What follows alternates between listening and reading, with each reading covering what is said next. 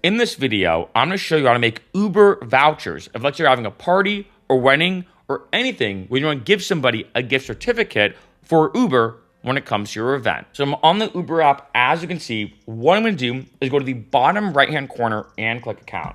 Once I do, this pops up. I'm going to scroll all the way down and you can see right in the middle, vouchers for events. Now, when I click this, you can see vouchers for events, improve guest attendance or event attendance, treat guests to rides, and each vouchers. So you could do both Uber and also Uber Eats. Stress-free travel, get everyone home safe with flexible rides, no matter how late the party. This is, and there does exist some flexibility with the vouchers, which is very nice. And then control the cost, pay for only rides or meals your guests redeem and use. So what I'm gonna do, pretty straightforward. I kind of like how simple this is. You can start here creating a new voucher. Like I'm going to do one for Uber rides. This is very common, I know, for weddings. Like I went to my friend's wedding that was a very small one. And he's like, why get a party bus to and from the hotel that everybody's staying at? We'll just do Uber vouchers, right? So like I'm doing that, or like I'm having a birthday party, whatever the case is. I'm going to type in, like say, Mark's party. You can see under the voucher name.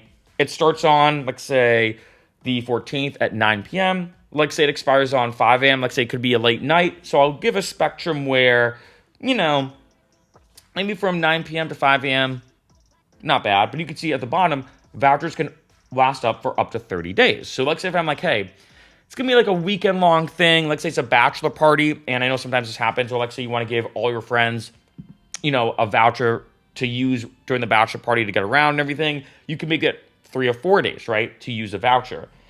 And then when you go here, you can go anywhere in the United States or only to and from specific locations. So for me, I've noticed that, like say when I went to my friend's wedding, it was only to and from the hotel to the venue. If let's say I want to go to a random bar or random spot, it would actually not work. So you can do anywhere in the United States or only to and from specific locations. You can see here, we recommend checking availability around a location before adding it because they do get pretty strict. It's almost like a radius when it comes to doing to and from a specific location. I think anywhere in the United States is just a little bit easier, but then again, people could use it for something else if you don't want them to do that. So up to you. Then I can type in the number of vouchers and the value for each voucher. So let's say I'm having a big party, let's say about 100 people, $25 of value for each voucher. You can see the max total budget is $2,500. Then it gives me an estimated spend. So let's say $1,250 to $1,875, because you can see in the fine print that will charge you each day for the value of your vouchers used. You will not be charged for unused credit or vouchers. So the estimated spends are saying, hey, the max you're going to spend is $2,500, but based off our analytics and data, I mean, not maybe everybody is going to use Uber and use this voucher. Maybe some people might use Lyft. Maybe some people will drive. So the max you're going to spend is $2,500, but here's what we think you might spend because not everybody is going to use the voucher. And then lastly, you can double check everything. So my party, the 14th to the 15th from 9 p.m. to 5 a.m., anyone can use it because like I said, they're Ubering from their house, right? So obviously if I'm having like a party with people coming from different areas, I want to make sure they can use it anywhere in the United States. $25 for the value, 100 vouchers. That's the max total budget. Although in most cases, that's not what you're going to be spending. You're only paying for the vouchers used. And then at this point, after you've confirmed everything, you put your credit card down. And like I said, this is pretty simple and pretty straightforward. I do kind of like how Uber does this, where you're not buying everything at once.